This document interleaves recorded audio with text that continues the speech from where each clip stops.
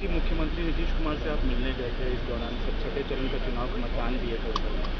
नहीं, बिल्कुल मुलाकात और एकदम एक कर्टसी मीटिंग थी ये, जहाँ मुख्यमंत्री जी के समक्ष पिछले 6 चरण में क्या क्या रहा, चुनाव प्रचार के दौरान क्या क्या रहा, ये तमाम जानकारियों का आदान प्रदान हुआ। मुख्यमंत्री जी ने हमारी सीट के बारे में तमाम जानकारी दी, फीडबैक दिए।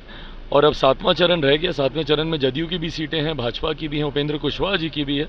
उसको कैसे अब हम सब लोग मिलकर पूरी ताकत उसमें झोंकें, इन तमाम जानकारी का आदान प्रदान हुआ। बहुत रिलैक्स मोड में खुलकर गठबंधन को लेकर, प्रचार की रणनीतियों को लेकर मुख्यमंत्री जी और हमारे बीच चर्चा हुई, जिसका यकीनन लाभ 7वें चरण में हम लोग को मिलेगा। छठे चरण का चुनाव मतदान है सर, अमित शाह कह रहे हैं कि हम लोगों ने 310 सीट पार कर ली है, लेकिन महागठबंधन की तरफ से कहा जा रहा है कि इस बार एनडीए को सीटें जो है बहुत कम आने वाली हैं। भाई, विपक्ष का ये एक फिक्स स्टेटमेंट रहा है।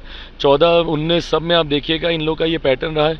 शुरू में बड़े बड़े दावे करते हैं, उसके बाद अब ये लोग उस फेज़ में आ जाएंगे जहां पर अब ये लोग अधिकारियों से मिली भगत, मतलब दूसरा ये इसका एजेंट है, ये उसका एजेंट है, इस तरीके की भाषा का इस्तेमाल करेंगे।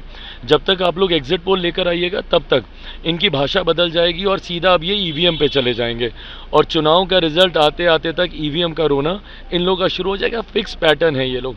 अगर इतना ही अगर इन लोगों को ईवीएम, कोई कौन किसका एजेंट है, किस तरीके से धांधली हो रही है, तो बड़े बड़े दावे काहे के लिए करते हैं। कभी बोलेंगे हम लोग 300 पार कर रहे हैं और फिर कभी बोलेंगे कि यहाँ पे धांधली हो रही है, तो दोनों चीज़ें एक साथ नहीं होती। ऐसे में हकीकत है, विपक्ष भी जानता है कि इस बार बुरी तरीके से उनकी हार हो रही है।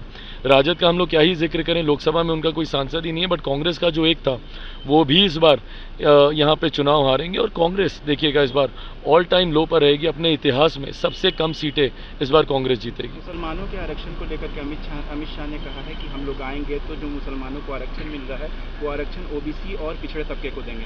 भाई देखिए, जाति के आधार पर ही आरक्षण को बनाया गया था। आरक्षण देने का आधार जातीयता रही है, कभी भी धर्म नहीं रहा। धर्म के आधार पर कभी भी हमारे संविधान में आरक्षण का जिक्र नहीं हुआ है। और किसी भी धर्म के लोग हों, उनमें जो अनुसूचित जाति के लोग हैं, उनमें जो पिछड़ा वर्ग से आने वाले लोग हैं, उनमें जो इवन ऊंची जाति के जो गरीब लोग हैं, सबको आरक्षण का लाभ मिल रहा है। ऐसे धर्म के आधार पर आरक्षण को देने की बात बिल्कुल गलत है।